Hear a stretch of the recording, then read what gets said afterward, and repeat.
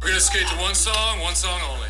And by one song, he means one take. Welcome to the Week 3 Fantasy Football Recap, everybody. Whoop! Whoop! Fuck you! Tick. We return to the campaign trail where the white men for Kamala were jersey chased off the gridiron by the Jersey Chasers. And what was a low-scoring matchup despite the fact my roster construction was predicated on a meme. The one shining spot of this matchup was Jamar Chase Sapphire Preferred, who was traveling all over the Commies defense on Monday night. Talk about racking up points. Those close to the team, formerly known as the Buttfarts, are calling for the joke to end. But will the owner's commitment to the bit outweigh the embarrassment of being competitively impractical? Time will tell. Chasers 97, White Men for Kamala 47. Sub spread. We move on to Jerry Jeudy versus All Good in the Neighborhood, a matchup that came down to Monday night. Saquon was both bite and Barkley, gnawing his way to a 33-point day against the Saints. He is questionable next week, though, however, with a back injury from carrying the entire weight of his team. It was a close game until Josh Groban Allen showed up and raised Joey up with a whopping 4 tutties. We heard some audio from the game where Josh was heard singing, "You raise me up so I can stand on business. You raise me up to score some easy TDs. I am strong when I am on your shoulders. You raise me up to score an easy 30.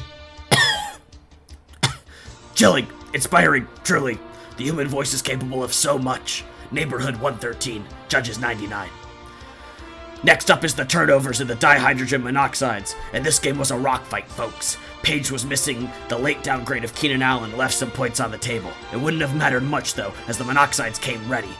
David Montgomery, Alabama, was capitalizing on the Cardinals, sniffing out the goal line and racking up 21 points. Allen Hazard Lights was flashing his taillights to the New England defenders as he cruised in the end zone with 13 points, too. None was more impressive, though, than Jaden Daniels Day-Lewis, whose convincing performance on Monday night electrified our TVs, method acting as an MVP candidate, scoring an impressive 3 touchdowns. Monoxides go marching, 115, turnovers 84. We head behind the counter of a gas station, where the Zins faced off against the Hudson Bluehawks. Jen made the morally gray decision of starting Deshaun Watson in a game that failed to cash in. However, the slime monster of Berea wasn't the only concern, as Devontae Sammy Adams, Josh Jacobs Sartorius, and Mike the Evans situation Sorrentino were all super washed up, with none of them eclipsing the 10-point mark.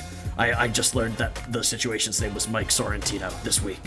The Zins had a great outing, however, scoring the highest points this week, headlined by Devin. Oh, the Singletaries! Oh, the Singletaries! Oh, the Singletaries!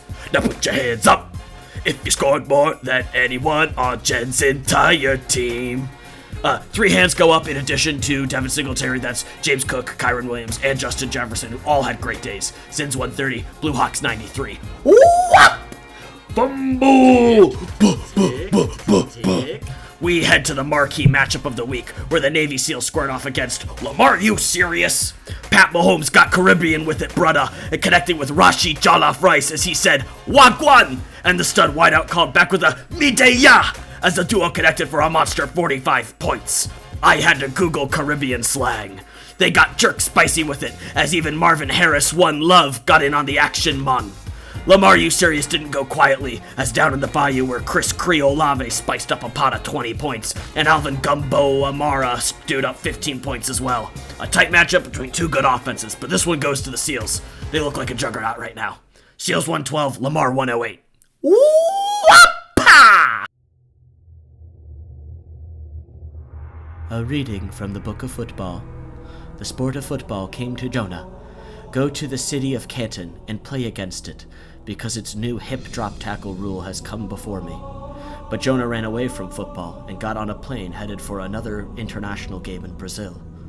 Then football sent an autumn wind on the land, as such a violent storm arose that threatened the safety of the plane. The crew of the plane took Jonah and fired him, leaving him on the tarmac, and the skies grew calm. Now football provided a huge fish to swallow Jonah, and Jonah was in the belly of the fish 3 days and 3 nights headed for Canton. The chosen go marching. 111. The Carps. 80. Another great week of fantasy football, folks. Andrew and I are having a suck-off right now as both our teams continue to be terrible, as the top of the table looks pretty competitive with Billy, Reagan, and Dan's teams all looking pretty solid as well. The middle of the pack won't, I think, go away quite quietly either. I think David, Brian, Jen, they all have really solid teams as well, but we'll see what comes in week 4. Have a good week, everybody. What?